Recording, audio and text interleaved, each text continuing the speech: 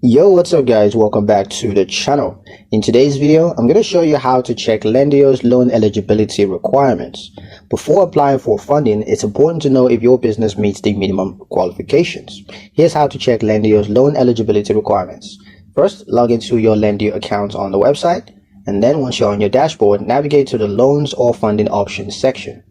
Now select the loan type that you're interested in, such as SBA loans, line of credit, or short-term loans.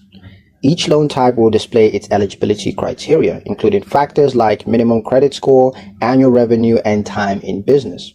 Compare these requirements against your own business details. For example, some loans may need at least 6 months in operation, while others require $50,000 plus annual revenue.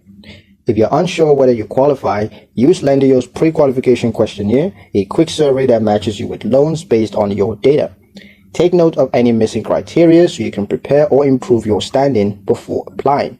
This ensures that you apply for loans that best fit your business profile and avoid unnecessary rejections.